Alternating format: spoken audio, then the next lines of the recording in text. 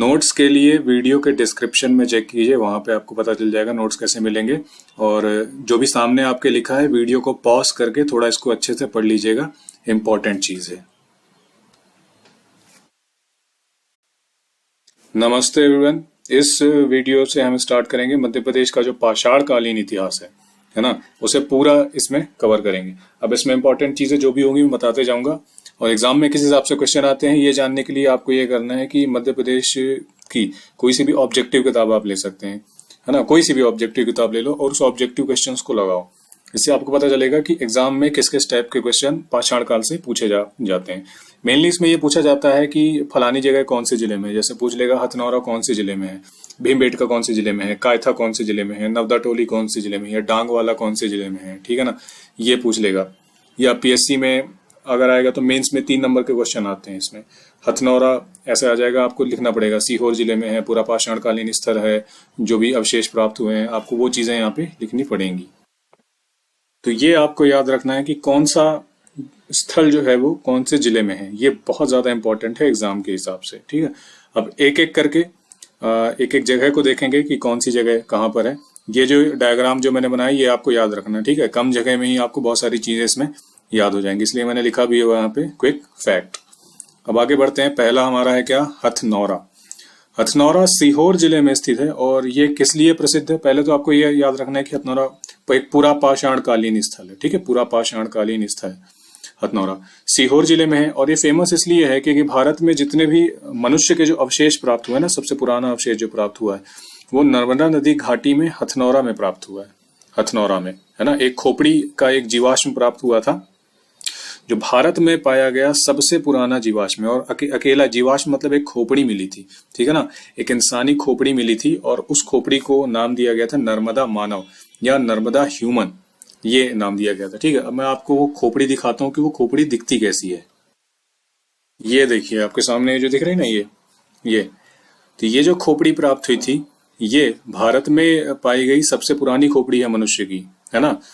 तो इसलिए हथनौरा प्रसिद्ध है। पूरे भारत की बात कर रहा हूं मैं, पूरे भारत में जितने भी पुराने से पुराने जो इंसान के जो अवशेष पाए गए हैं उनमें सबसे पुराना जो अवशेष है वो सिर्फ एकमात्र ये अकेला मिला था, मतलब ग्रुप में नहीं मिला, सिर्फ अकेली खोपड़ी मिली थी, ये हथनौरा मिली थी। और 1982 में अरुण सोनकिया जी को ये मिली थी, ठीक है ना। तो ये उस समय के हिसाब से बहुत ही रेवोल्यूशनरी ये एक खोज थी, ठीक है ना। तो ये आप याद रखेंगे, हथनौरा कहाँ पे, ये सीहोर में है और एक मनुष्य की खोपड़ी का एक जीवाश्म मिला था और इसे क्या कहा गया, नर्मदा मानव कहा गया, ठीक है ना, या इंग्लिश में इसे नर्मदा मैन भी कह सकते हैं।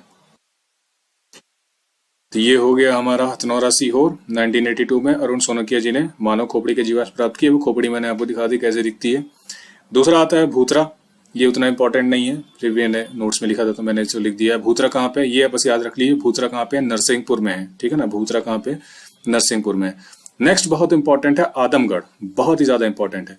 मध्य पाषाणकालीन स्थल है ये, आदमगढ़ मध्य पाषाणकालीन स्थल है और खोज करता है इसके आरबी जोशी। अब ये फेमस क्यों है, फेमस इसलिए है क्योंकि आदमगढ़ से मानव शव के साथ कुत्ते को दफनाए जाने के प्रमाण मिले हैं।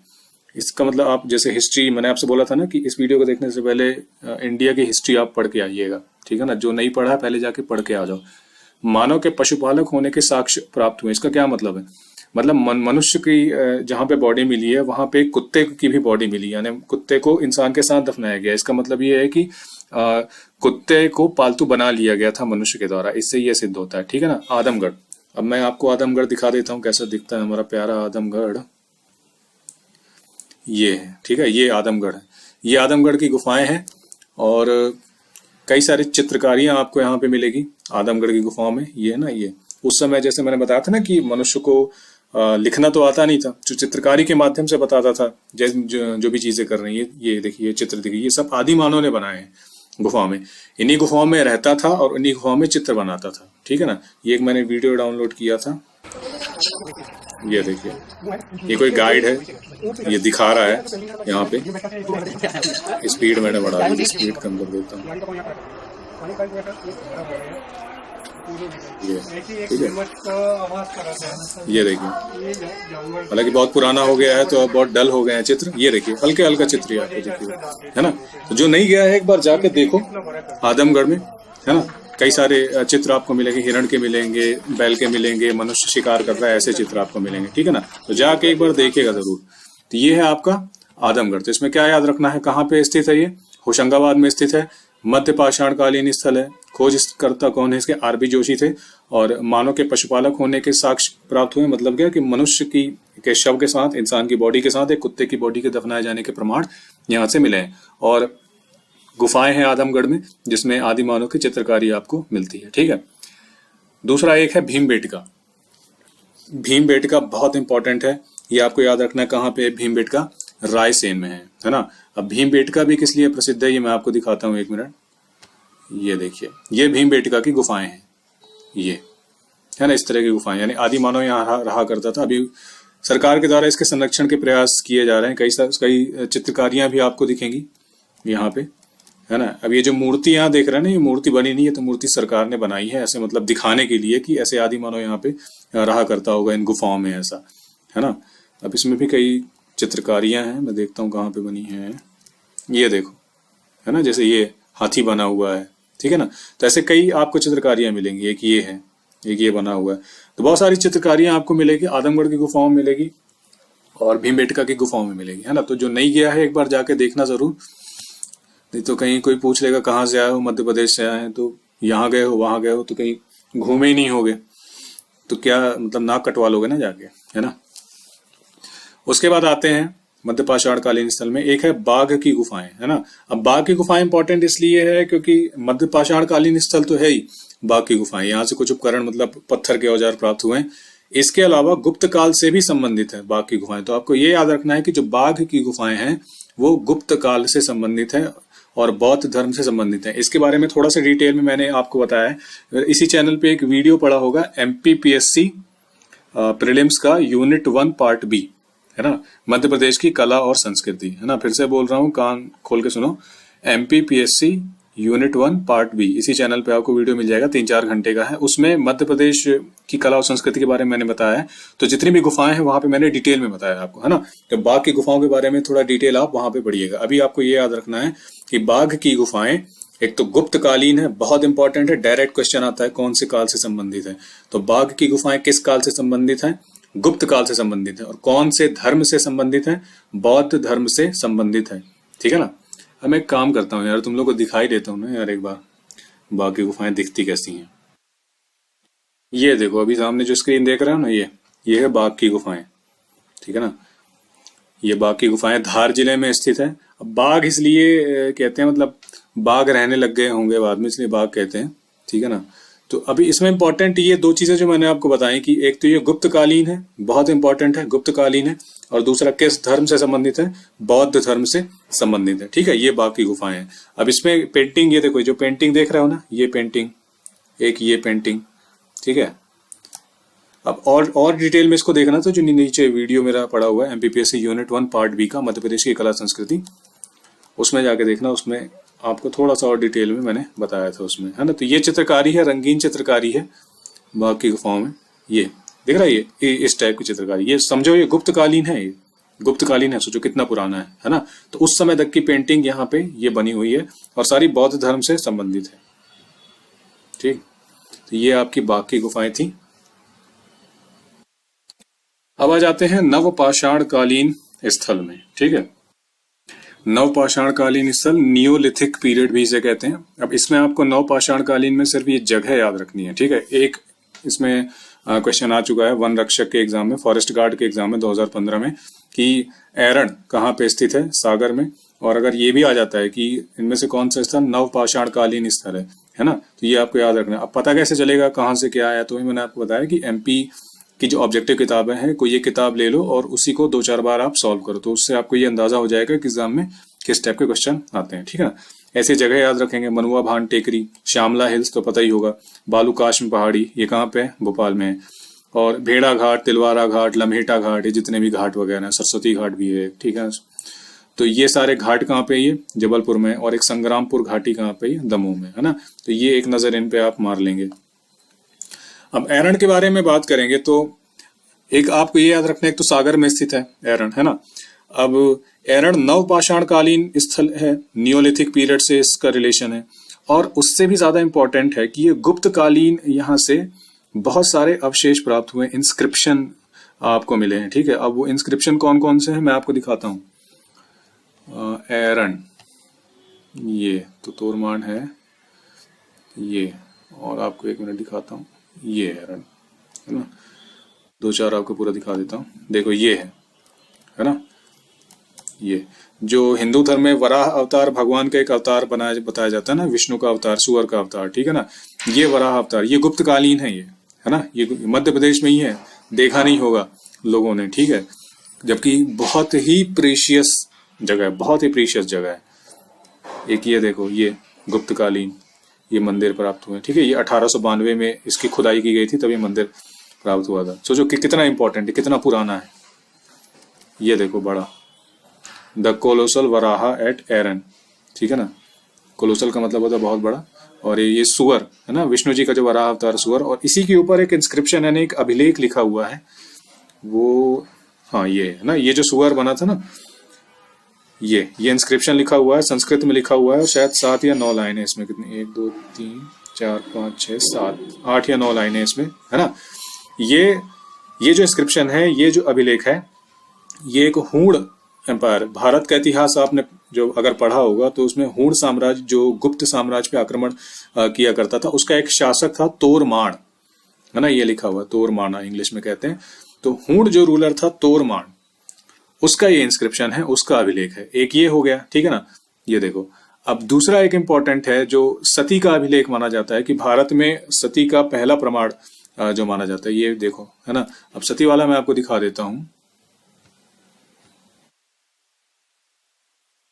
ये ऐसे कुछ खंबे मिले हैं, ठीक है ना, तो ये जो खंबे मिले हैं, तो उनसे साबित क्या होता है, उनसे साबित ऐसा होता है कि मतलब ऐसा बताया जाता है कि जो गुप्त साम्राज्य का शासक था भानुगुप्त का एक मंत्री था, मंत्री को तब अमात्य कहते थे, और मंत्री का नाम क्या था, गोपराज। तो गोपराज एक लड़ाई करने जाता है और गोपराज मर जाता है, मतलब वीरगति को प्राप्त हो जाता है। तो गोपराज की मृत्यु के बाद उसकी जो पत्नी थी, वो जो पत्नी थी वो सती हो जाती है, तो उसका प्रमाण प्राप्त होता है। तो इसे क्या कहते हैं, एरण का सती अभिलेख कहते हैं, है ना। ये बहुत इंपॉर्टेंट है, बहुत ज्यादा इंपॉर्टेंट है, एरण का सती अभिलेख। तो एरण कौन से जिले में है, मध्य प्रदेश के सागर जिले में है। गुप्तकालीन अभिलेख प्राप्त हुआ है, 510 ईस्वी का है। ईस्वी क्या होता है मैं आपको बता चुका हूं, है ना। और भानुगुप्त का जो मंत्री था अमात्य, गोपराज की पति के सती होने का प्रमाण यहाँ से प्राप्त होता है। इसके अलावा एक मैंने आपको बता दिया, जो हूण शासक था तोरमाण, उसका भी इंस्क्रिप्शन यहाँ से प्राप्त हुआ है, ठीक है ना। नेक्स्ट मूव करते हैं, ताम्र पाषाण कालीन स्थल, यानी चैल्कोलिथिक जो पीरियड था आपका, उससे संबंधित कौन कौन सी जगहें मध्य प्रदेश में मिलती हैं, ठीक है। तो ये जितनी भी जगह है ना, ये आपको पूरी याद रखनी है, पूरी सारी याद रखनी है। एक तो कायथा बहुत इंपॉर्टेंट है कायथा। कहाँ पे है कायथा, उज्जैन में है। और ये ताम्र पाषाण कालीन, ये 3 मार्कर के हिसाब से मैंने यहाँ पे लिखा है, जैसे कायथा आ गया, है ना, तो 3 मार्कर में क्या लिखोगे, कहाँ पे स्थित है, उज्जैन में स्थित ताम्र पाषाण कालीन स्थल। दूसरा पॉइंट क्या है, खोजकर्ता VS वाकड़कर है। और जो यहाँ से मिला है, क्या मिला, तांबे की कुल्हाड़ी मिली है, भूरे रंग के मृद भांड मिले हैं। मृद भांड का मतलब होता है मिट्टी के बर्तन, ठीक है ना। मृद मतलब मिट्टी होता है, भांड मतलब बर्तन होता है, कोई गाली नहीं होता भांड मतलब। हाँ, जो मतलब नाटक वगैरह दिखाता है उसको ही भांडी कहते हैं वैसे। चलो आगे बढ़ते हैं। काले और गुलाबी रंगों से सजाया गया, यानी भूरे रंग के मिट्टी के बर्तन मिले हैं और उन मिट्टी के बर्तनों को काले और गुलाबी रंगों से सजाया गया है, ठीक है। दूसरा है जो चैल्कोलिथिक जो जगह है, जो ताम्रपाषाण कालीन जो स्थल है, वो है नवदा टोली। बहुत इंपॉर्टेंट है नवदा टोली, बहुत क्वेश्चन ही रिपीट होते हैं यहाँ से। कायथा से रिपीट होता है, नवदा टोली से रिपीट होता है, और नागदा से रिपीट होता है, ठीक है। तो नवदा टोली कहाँ पे, याद रखना, महेश्वर में है। महेश्वर कहाँ पे है, खरगोन में है। और 3 मार्कर में अगर आ जाएगा तो कैसे लिखेंगे, नवदा टोली क्या है, ताम्रपाषाण कालीन स्थल है, कहाँ पे स्थित है, महेश्वर खरगोन में स्थित है। खोजकर्ता इसके कौन थे, HD सांखलिया। तीसरा है नागदा कहाँ पे, उज्जैन में है। डोंग वाला, ये भी उज्जैन में है। डोंग से नाम है, एक पिक्चर आई थी, उसमें अमरीश पुरी रहता है, अमरीश पुरी विलन रहता है, उसका नाम शायद है डांग। तो उसमें ऐसा बोलता है कि डांग कभी रांग नहीं होता, है ना। ये सर्च करना यूट्यूब में, शायद दिख जाएगा, ठीक है। आवरा कहाँ पे है, मंदसौर में है। और एरर तो आपको पता ही, सागर में, ठीक है। नेक्स्ट देखते हैं बेसनगर एग्जाम में ऐसे रिपीट होता है कि विदिशा का पुराना नाम क्या था, बेसनगर, है ना। तो अलग अलग टाइप से क्वेश्चन रिपीट होता है। और विदिशा एक ऐसी जगह है जहां से नवपाषाण कालीन, फिर ताम्रपाषाण कालीन और उसके बाद मौर्य काल के बाद तक के साक्ष्य प्राप्त हुए हैं। एक ये चीज याद रखेंगे, बेसनगर, ठीक है ना। अब प्रमुख शैलाश्रय एवं शैल चित्र। अब इंग्लिश मीडियम वाले यहाँ पे उनको सर दर्द न करने लग जाए कि भाई ये क्या है, शैलाश्रय क्या है, शैल चित्र क्या है। शैलाश्रय का मतलब गुफाएं होती हैं, शैल का मतलब पत्थर होता है, आश्रय मतलब संधि विच्छेद इसका करोगे तो आश्रय मतलब जहाँ रहते हैं लोग, घर को आश्रय कहते हैं। और शैल चित्र का मतलब होता है जो गुफाओं की दीवारों पे जो आदि मानव ने पेंटिंग वगैरह अपने मस्त फ्री टाइम में किया करता होगा, उसको शैल चित्र बोलते हैं, है ना। तो शैलाश्रय का मतलब गुफाएं होता है और शैल चित्र का मतलब जो गुफाओं में जो पेंटिंग वगैरह होती है उसको शैल चित्र कहते हैं। अब ये जितनी गुफाएं हैं ये आप याद रखिएगा, ये व्यापम के एग्जाम में रिपीट होती हैं, कई सारी पूछी जा सकती हैं। देखो व्यापम के एग्जाम में क्या होता है ना, 2-4 चीजें ऐसी पूछ लेता है कि किसी का बाप भी याद उसको नहीं रख सकता। जैसे इतने सारे मंदिर हैं मध्य प्रदेश में, है ना, हजारों मंदिर होंगे, हजारों छतरियां हैं यहाँ पे, गुफाएं हजारों हैं, तो लोग क्या सोचते हैं ना कि हम एकदम विवेकानंद बन जाए और पूरा ही याद कर लें, सब कुछ याद कर लें एकदम, है ना, सब भर लें अपने भेजे में। देखो भाई ये ह्यूमनली इम्पॉसिबल चीज है कि हर चीज आप रिकॉल नहीं कर सकते वहां पे। आप दिमाग अगर हो थोड़ा बहुत तो ये कहता है कि जो 70 to 80% चीजें हैं जो अक्सर एग्जाम में रिपीट होती हैं उन पर ज्यादा ध्यान दो और उन्हीं का रिवीजन बार बार करो, है ना। तो ये मैंने लिख दिया है, तो 1-2 नजर मार लेना यहाँ पे कि ये शैलाश्रय वगैरह कहाँ पे है ना। इसको मतलब मैं बता नहीं रहा हूँ लेकिन सामने लिखा है तो इतना तो पढ़ ही सकते ना यार, सारे काम मैं ही करूंगा क्या, ठीक है। तो ये देख लेना, भीमबेटका तो बहुत इंपॉर्टेंट है, रायसेन के अब्दुल्लागंज में है ना। अब ये बहुत इंपॉर्टेंट है, सर्वेक्षण स्थल और सर्वेक्षण कर्ता, ठीक है। तो मध्य प्रदेश में जितनी नदियां हैं उन नदियों की घाटियों में कई सारे आदि मानव के साक्ष्य प्राप्त हुए हैं। साक्ष्य का मतलब एक तो खोपड़ी मैंने आपको बताया वो हथनौरा से प्राप्त हुई थी, सीहोर से, है ना। दूसरी चीज पत्थर के छोटे छोटे उपकरण प्राप्त हुए हैं, है ना, कि आदि मानव जिससे शिकार किया करता था। तो अलग अलग घाटियों में अलग अलग लोगों ने सर्वेक्षण किया था, तो ये घाटी और सर्वेक्षणकर्ता के नाम मैंने यहाँ पे लिखे हैं, ये याद कर लीजिएगा, व्यापम के एग्जाम में भी कई बार पूछ लेता है ना। तो नर्मदा घाटी का सर्वेक्षण किया था किसने, HD सांकलिया ने, मैक क्राउन ने और RB जोशी ने। चंबल घाटी का सर्वेक्षण किया था VS वाकड़कर ने। अब VS वाकड़कर इंपॉर्टेंट है, उनका जन्म आप याद रखेंगे कि VS वाकड़कर का जन्म कहाँ पे हुआ था, नीमच में हुआ था। सोन घाटी का सर्वेक्षण करता थे हमारे निसार अहमद साहब। रीवा सतना में सर्वेक्षण किया था G शर्मा ने और मंडला में सर्वेक्षण किया था सुपेकर साहब ने, ठीक है ना। तो ये सर्वेक्षण स्थल और सर्वेक्षण करता है, इन पे मतलब इनको थोड़ा 4-5 बार ऐसे देख लेना, ठीक है। नेक्स्ट आ जाते हैं मध्य प्रदेश में लौह युगीन संस्कृति। देखो लोहे की खोज आपको पता तब चलेगा कि लोहे की खोज का मतलब कब हुई थी भारत में, तो उसके लिए आपको भारत का इतिहास पढ़ना पड़ेगा, ठीक है ना। जो उत्तर वैदिक काल जो है ना, पोस्ट वैदिक पीरियड जो है, तो वहां पे जो है लोहे की खोज हुई थी। तो इसमें आप सिर्फ इतना याद रखिए कि मध्य प्रदेश में लौह युगीन संस्कृति, उसके साक्ष्य कहाँ से मिलते हैं, आयरन एज जो है, तो भिंड, मुरैना, ग्वालियर और मालवा वहां से मिलते हैं। और मृदभांड जो है इसके, ये धूसर चित्रित मृदभांड है। मृदभांड मतलब मिट्टी के बर्तन, ठीक है। अब यार धूसर चित्रित को ये इंग्लिश में क्या कहते हैं ये मेरे को मिला नहीं, मैंने थोड़ा सर्च किया तो मेरे को समझ नहीं आया, है ना। अब धूसर कोई सा कलर होता है, अब मेरे को पता नहीं कौन सा कलर होता है, मैं देख नहीं पाया, है ना। लेकिन धूसर चित्रित है। अब इंग्लिश मीडियम वाले थोड़ी सी कृपा करना, और जो इंग्लिश मीडियम वाला होगा तो थोड़ा कमेंट बॉक्स में यार बताना कि धूसर चित्रित मतलब क्या होता है, धूसर चित्रित का मतलब, ठीक है ना। अगला आता है महापाषाण काल, है ना। अब महापाषाण काल क्या होता है, अब इसको इंग्लिश में क्या कहते हैं महापाषाण काल को, अगर कोई इंग्लिश मीडियम का हमारा बच्चा देख रहा है तो कमेंट बॉक्स में लिखना महापाषाण काल को क्या कहते हैं, है ना। तो ये इंपॉर्टेंट क्वेश्चन, ये एग्जाम में एक बार आ चुका है, हालांकि अब फिर से आने के चांसेस बहुत कम है। मध्य प्रदेश में महापाषाण कालीन स्मारक कहाँ से प्राप्त हुए, तो सिवनी और रीवा। अब देखो इसको महापाषाण काल बोलते क्यों है, इसको ये इसलिए बोलते हैं कि बहुत पुराने जमाने में यानी आदिमानव के जमाने में कुछ जगह ऐसी थी जहां पे मरने के बाद उसके ऊपर बड़े बड़े पत्थर रख दिया करते थे, है ना। इन्हें मरने के बाद ऊपर बहुत बड़े पत्थर रख दिया करते थे। तो मतलब विश्व के अनेक जगहों में ऐसी चीजें मिली हैं। तो भारत में ये साउथ इंडिया में मिली हैं, उनमें भी मेनली केरल में मिली है कि कोई मर गया है तो उसके ऊपर एक समाधि टाइप के लिए एक बहुत बड़ा पत्थर रख देते थे, ठीक है। मैं आपको दिखाता हूं, ये है ना, ये दिख रहा है आपको। तो दुनिया की कई जगहों में मिला है ये, आप ना ये बड़े बड़े पत्थर आपको दिख रहा है ना, ये बड़े बड़े पत्थर हैं। तो जब कोई मर जाता था ना तो मरने के बाद ऊपर ऐसे बड़े बड़े पत्थर, महापाषाण इसलिए बोलते ना, महा मतलब बड़ा होता है ना, पाषाण मतलब पत्थर होता है। अब सामने दिख ही गया हो लोग, है ना, होशियार बनोगे अब तुम लोग। मेगालिथिक कहते हैं इसको, मेगा मतलब बड़ा होता है, लिथिक मतलब पत्थर से संबंधित होता है। तो मेगालिथिक मतलब बहुत बड़े बड़े पत्थरों से रिलेटेड जो है। तो मरने के बाद कब्र के ऊपर बहुत बड़े बड़े पत्थर रख दिया करते थे, और इंडिया में इसके जो एविडेंस है वो मेनली साउथ इंडिया से प्राप्त हुए हैं, है ना, केरल की कुछ जगहों से प्राप्त हुए हैं। ये एंशिएंट इंडिया का पार्ट है ना। तो ये देख लो ये दिखता कैसे है, तो मैंने खुद भी पहले नहीं देखा था कि ये दिखता कैसे, बस किताबों में से अपन पढ़ते रहते थे महापाषाणकालीन महापाषाणकालीन। ये देखो ऐसा ही है, ये पत्थर टाइप का बड़े बड़े पत्थर रख देते हैं, है ना, ऐसा ये। तो विश्व के अनेक जगहों से ये प्राप्त हुई है ये सारी चीजें, है ना। तो ये है आपका पाषाणकालीन स्थल, ये आपके हो गए। अब महापाषाण काल के अधिकांश दक्षिण भारत से प्राप्त हुए हैं। तो ये आपका यहाँ पे जो पाषाण काल है वो पूरा हो जाता है ना। मेनली एग्जाम में अगर कोई क्वेश्चन आता है तो ये यहाँ से पूरे कवर हो ही जाएंगे मेरे हिसाब से। और इसके अलावा अगर आपको कहीं से कुछ भी मिलता है यहाँ वहां से, किसी दूसरे के वीडियो से या मध्य प्रदेश हिंदी ग्रंथ अकादमी के वीडियो मतलब किताब से, तो आप इसी में ऐड कर लेना, ठीक है ना। और एक हमारे ऊपर कृपा बरसाओ कि अगर ये वीडियो आपको अच्छा लगा हो तो एक लाइक कर देना इस वीडियो में, और कमेंट बॉक्स में आप बताओ कि आपको वीडियो कैसा लगा, दूसरे वीडियो की अपेक्षा क्या मैंने थोड़ा सही तरीके से इसको समझाया है या और कुछ इंप्रूवमेंट करने की मुझे इसमें जरूरत है।